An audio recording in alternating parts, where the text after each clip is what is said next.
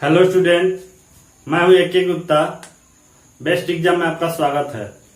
जैसा कि आज हम बात करने वाले हैं राजपूत वंश में चालुक्य और सोलंकी वंश के बारे में। ये चालुक्य वंश और सोलंकी वंश ये दोनों एक ही वंश है। इन्हीं के बारे में आज हम बात करेंगे।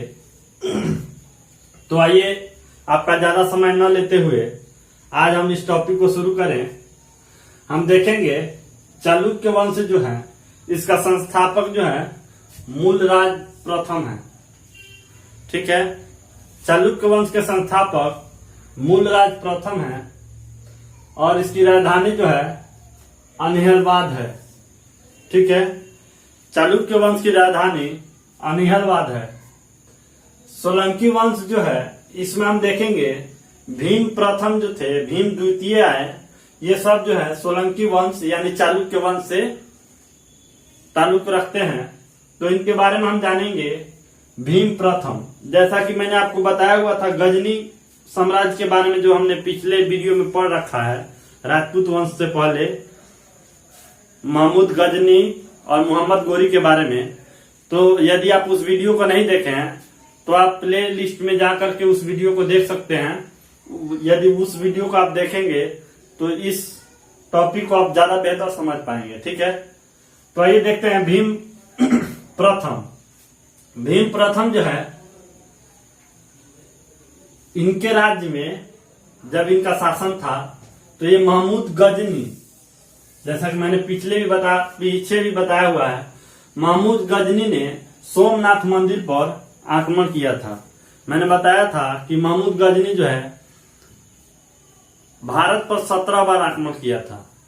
ठीक है, तो ये 16वां आक्रमण में ये जाटों से भी विरोध किया। ये लास्ट में क्या हुआ, 16वां आक्रमण के समय ये सोमनाथ मंदिर में धन लूटा और जाने के क्रम में, ठीक है, वहां के जिस टाइम में ये सोमनाथ मंदिर पर आक्रमण किया, वहां के राजा जो थे भीम जो थे प्रथम थे। ठीक है, उस टाइम इनका युद्ध हुआ और भीम प्रथम जो है हार गए और सोमनाथ मंदिर जो है लूटा गया। वहां से सोना लेकर, सोना चांदी हीरे जवाहरात जो भी बन पड़ा, ये लोग लेकर वहां से चले गए। और जाने के क्रम में जाटों से विवाद भी हुआ, जैसा कि हमने इसके पिछले सीजन में पढ़ रखा है। तो हम देखेंगे कि महमूद गजनी ने सोमनाथ मंदिर पर आक्रमण किया, इससे रिलेटेड था, इसलिए मैंने आपको यहाँ पे भी जानकारी दे दी।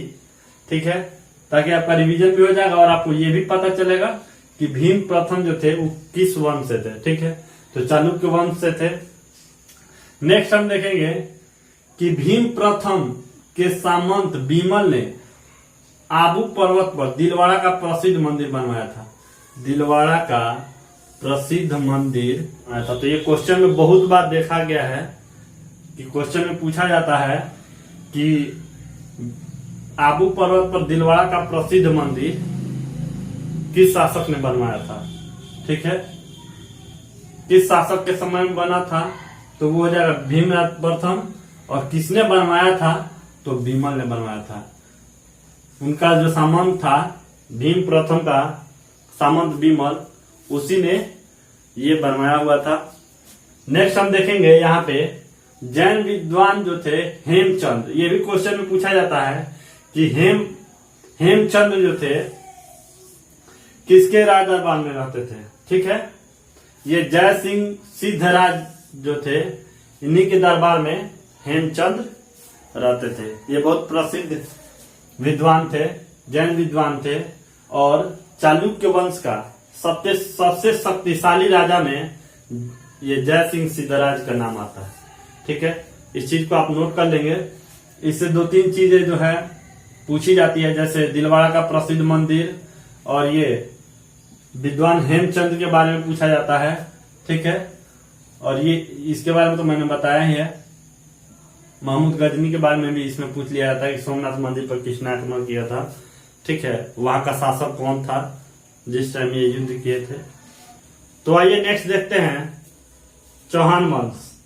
जैसे कि हमने पिछले टॉपिक में पढ़ा, चालुक्य वंश या सोलंकी वंश। और इस टॉपिक में हम पढ़ रहे हैं चौहान वंश।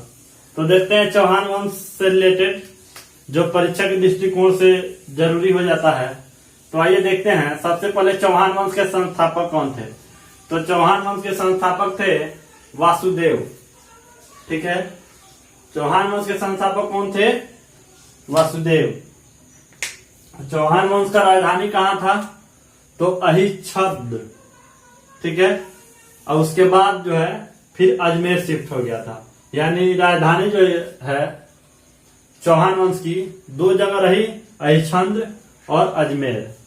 नेक्स्ट देखेंगे कि चौहान वंश जो है विग्रह राज के राज्य कवि सोमदेव ने ललित विग्रह राज नाटक की रचना की। ये ललित विग्रह राज नाटक जो है ये बहुत इंपॉर्टेंट है, क्योंकि क्वेश्चन में पूछा जाता है कि ललित विग्रह राज नाटक की रचना किसने की?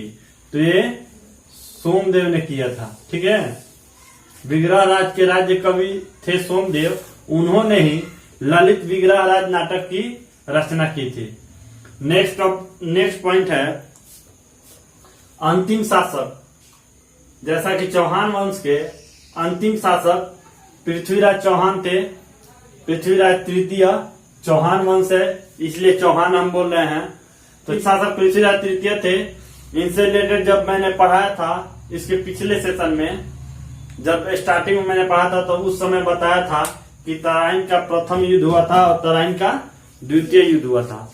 इसको मैंने मोहम्मद गोरी के टॉपिक में बताया हुआ था कि तराइन का प्रथम युद्ध 1191 ईस्वी में हुआ था। 1191 ईस्वी में, जिसमें पृथ्वीराज चौहान और गौरी से युद्ध हुआ। उसमें क्या हुआ? गौरी पराजय हुआ, यानी पृथ्वीराज चौहान जो थे वो विजय हुए 1191 में, यानी तराइन का जब प्रथम युद्ध हुआ था। और तराइन का द्वितीय युद्ध में 1192 में हुआ, जिसमें जो है सो गौरी जो है विजय हुआ और पृथ्वीराज चौहान उनकी हार हुई। और हार क्यों हुई इसका भी रीजन मैंने मोहम्मद गोरी के टॉपिक में पढ़ाया हुआ है। तो यदि आप नहीं देखे हैं तो आप उस टॉपिक को देखिए, आप बहुत बेहतर तरीके से समझ पाएंगे। ठीक है, तो इसमें कुछ और इम्पोर्टेंट चीज है, जैसे कि रचना पूछता है, ये रचना किसके द्वारा की गई है? तो आइए देखिए, चंद्रबरदाई। चंद्रबरदाई द्वारा लिखा गया पृथ्वीराज रासो। चंद्रबरदाई जो है इसकी रचना पृथ्वीराज रासो ने किया था। ठीक है, नेक्स्ट है जचानक। जचानक का रचना जो है पृथ्वीराज विजय ने किया था। ये दो रचना हो गया जिसे आप ध्यान रखेंगे। और एक इसको याद रखेंगे कि सोमदेव ने ललित विग्रह राज नाटक की रचना की थे। ये पूछा जाता है एग्जाम में। तराइन का युद्ध आपको मैंने गोरी में भी पढ़ाया हुआ है, अच्छे से बताया हुआ है कि तराइन का युद्ध कब हुआ, कैसे हुआ, क्यों हुआ, इसमें हारने का रीजन क्या था, मैंने बहुत अच्छे से पढ़ा रखा है। तो आप इसको यदि नहीं देखे हैं उस टॉपिक को तो आप जाइए प्ले लिस्ट में, आप उसको देखिए। ठीक है, तो आइए नेक्स्ट टॉपिक हम देखते हैं। इसमें चंदेल वंश। चंदेल वंश के बारे में हम जानेंगे। तो आइए चंदेल वंश के बारे में देखते हैं। चंदेल वंश के संस्थापक कौन थे? तो चंदेल वंश के संस्थापक नन्हुक थे। ठीक है, चंदेल वंश के संस्थापक नन्हुक थे। चंदेल वंश की राजधानी कहाँ थी? तो चंदेल वंश की राजधानी खजुराहो थी। ऐसा कहा जाता है कि चंदेल वंश जो था इनका प्रमुख रूप से शासन खजुराहो में ही था। यानी खजुराहो में इन्होंने अपने शासन व्यवस्था को अच्छे तरीके से, और वहां पे पूर्णतः इन्हीं लोगों ने राज किया। ठीक है, तो हम ये भी देखेंगे, ये खजुराहो जो है इसको हम लोग बुंदेलखंड के नाम से भी जानते हैं। ये बुंदेलखंड के नाम से विश्व विख्यात है। बुंदेलखंड, ठीक है, बुंदेलखंड के नाम से खजुराहो जो है विश्व विख्यात है। ठीक है, तो चंदेल वंश जो थे वो लोग खजुराहो का, या कह लीजिए बुंदेलखंड का, खजुराहो का आई थिंक मुझे लगता है कि बहुत लोग जानते हैं। खजुराहो में जो मंदिर है वो विश्व विख्यात है, यानी वो बहुत ही अच्छा मंदिर है और उसके बारे में लगभग सारे लोग जानते हैं। तो खजुराहो से जोड़कर मैं बताऊंगा कि खजुराहो का विष्णु मंदिर जो है, विष्णु मंदिर राजा धंग, चौहान चंदेल वंश में एक राजा थे धंग, उन्हीं के द्वारा यह मंदिर जो है निर्माण करवाया गया था। और एक विशेष बात यह भी है कि राजा धंग ने गंगा यमुना संगम में, ठीक है, गंगा यमुना संगम में जल समाधि ली थी। ठीक है, इसलिए ये ज्यादा इंपॉर्टेंट बन जाता है राजा धंग। तो राजा धंग जो थे गंगा यमुना संगम में, संगम जो है ये प्रयागराज में है, और प्रयागराज कहाँ है तो यूपी में है, उत्तर प्रदेश। ठीक है, उसी में इन्होंने जल समाधि ली थी। ठीक है, आइए नेक्स्ट देखते हैं अल्लाह और उदल। ये भी आपसे पूछा जाता है कि अल्लाह और उदल नामक दो सेना नायक थे। ठीक है, ये परम दिरदेव के दरबार में थे। तो क्वेश्चन आपसे पूछा जाता है कि अल्लाह और उदल सेना नायक किसके दरबार में थे, तो परम दिरदेव के दरबार में थे। ठीक है, तो आज हम राजपूत वंश के बारे में यही सब समाप्त होता है। इसके पहले राजपूत वंश के बारे में मैंने जितना भी मुख्य रूप से राजपूत वंश थे उनके बारे में हम बता चुके हैं। इसके पहले वीडियो में जब हमने स्टार्टिंग किया था राजपूत वंश के बारे में, तो हमने बताया कि राजपूत वंश की उत्पत्ति कैसे हुई।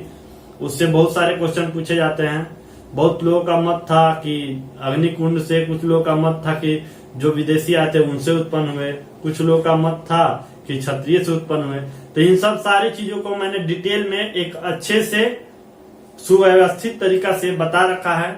यदि आप नहीं देखे हैं तो आप स्टार्टिंग में जाइए और राजपूत वंश को देखिए, उनकी उत्पत्ति कैसे हुई है। बहुत ही अच्छी वीडियो है और इससे हमेशा क्वेश्चन आता है कि बताइए कि अग्निकुंड से किस वंश की उत्पत्ति हुई थी। ठीक है, तो इससे एक आध क्वेश्चन जरूर आता है बीपीएससी में, बिहार दरोगा में, तो आप उसको जरूर देखें। और मेरा सेशन लगातार आ रहा है, आप कमेंट जरूर करें, शेयर और सब्सक्राइब यदि नहीं किए हैं तो कर लीजिए, अपने दोस्तों को भी बताइए। और आप कमेंट में जरूर बताइए कि ये आपको सेशन, आपका सीरीज आपको कैसा लग रहा है। आज मैंने राजपूत वंश समाप्त किया, तो आप राजपूत वंश के बारे में जाकर किसी बुक से टॉपिक उठाइए और उससे बनाइए। आप देखेंगे कि आप 99% उसका क्वेश्चन आप सॉल्व कर पाएंगे। 1% मैं इसलिए छोड़ता हूं कि 100% कुछ नहीं होता है। ठीक, तो नेक्स्ट सेशन में हम पढ़ेंगे सल्तनत काल।